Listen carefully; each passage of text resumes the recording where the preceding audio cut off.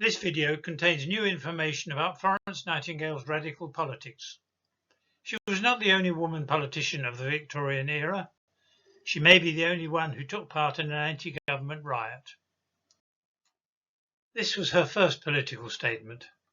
Her diagram showed that improving environmental conditions would reduce national mortality from contagious disease. The diagram showed that it had worked on soldiers in the Crimean War. The blue areas became smaller during the second year on the left. The political implication of this was that Britain's monopolistic landowners were failing to invest in sanitary improvements that would save the lives of their working-class tenants in the slums.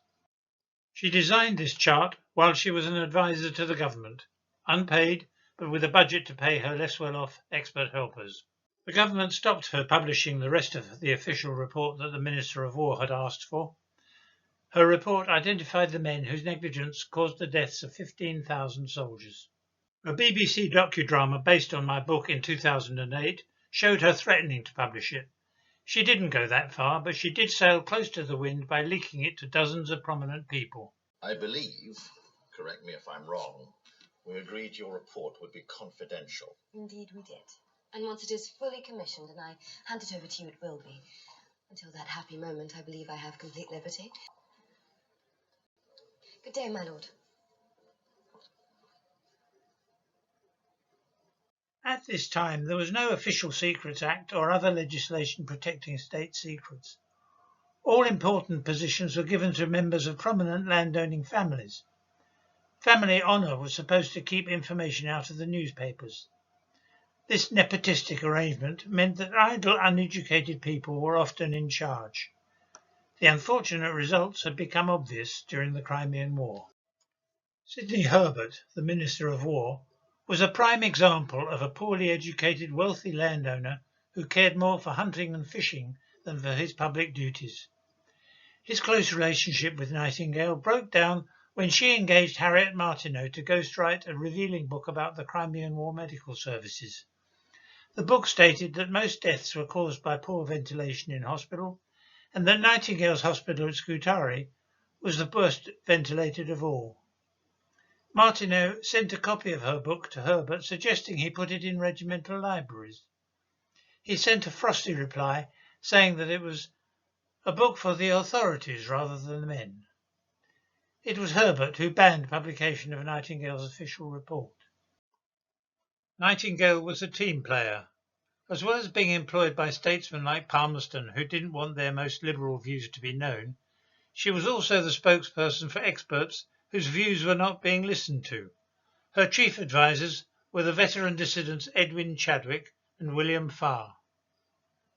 These men persuaded her that legislation should compel landlords to invest in running water, flushed sewers and better ventilation. It became, for her, a question of breaking the political influence of the monopoly landlords, not a housewifely fetish for cleanliness. Nightingale, a confessed radical supporter of the Chartist movement, religious heretic and Republican, was effectively a cabinet minister for 15 years after the Crimean War.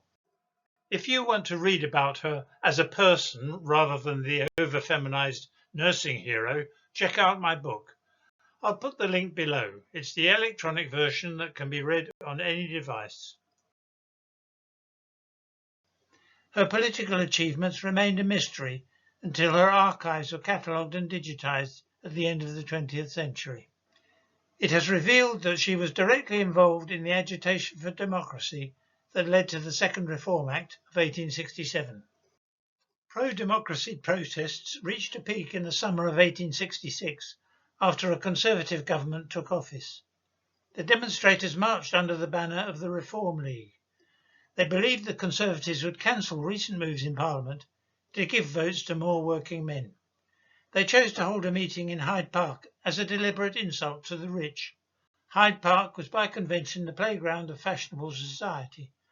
The wealthy residents of nearby Mayfair, Belgravia and Knightsbridge paraded their carriages in the South Carriage Drive and their fine horses in Rotten Row. The new Conservative Home Secretary locked the gates of the park and stationed a large detachment of police inside the Marble Arch Monument to confront the marchers.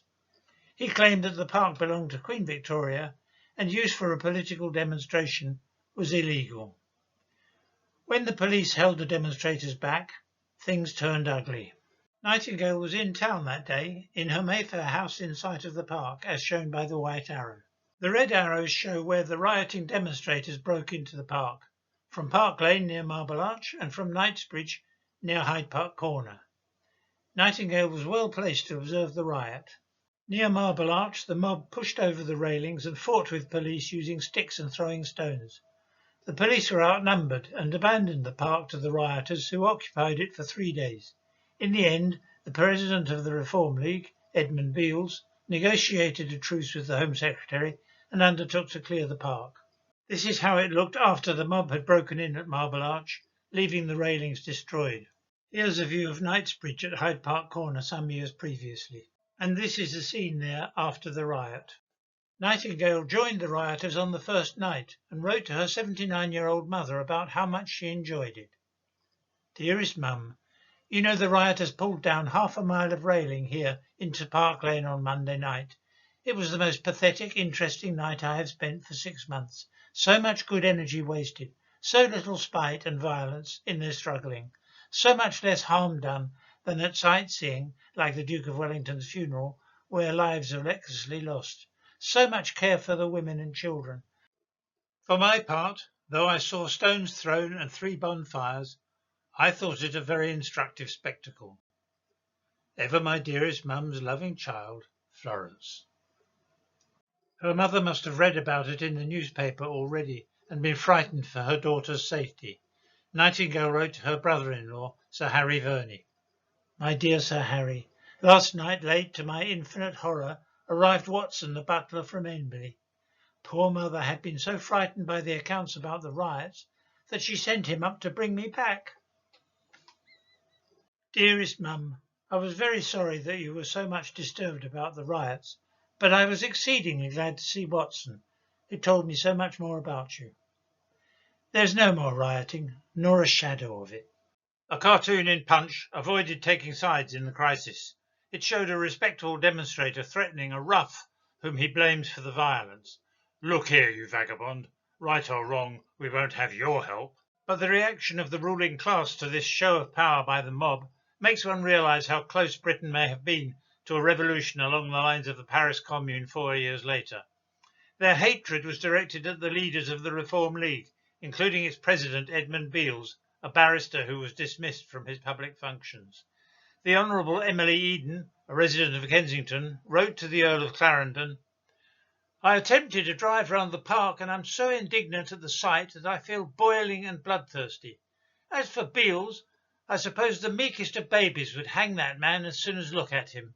She was equally savage about the Member of Parliament, John Bright, nowadays regarded as one of the great statesmen of that era. Also, I do not see how we are to die peacefully in our beds without having exterminated that wretched coward Bright. Could things get worse? Yes, they could. Edmund Beales proved that the Home Secretary had no legal right to close Hyde Park to demonstrators. The following year, 1867, his Reform League announced that they would hold another meeting in Hyde Park on Monday the 6th of May to demand that the government grant the vote to the male head of every household. By Friday, it was known that the Home Secretary had enlisted an army of special constables to prevent the meeting. On that day, Nightingale sent an ominous warning to her Member of Parliament brother-in-law. Dear Sir Harry, I heard that ministers had received a very disagreeable communication as to the state of feeling among the roughs in London, that they had said if they could kill 10 policemen on Monday, they should have the Constitution their own way. Subscribe to this channel if you want to learn more of my research into the hidden history of the Florence Nightingale era, including the Crimean War, telegraphy, and democracy. Meanwhile, add a comment below saying whether this video has changed your opinion of Nightingale and whether she is more important than people think. Thanks for watching, and don't forget to subscribe.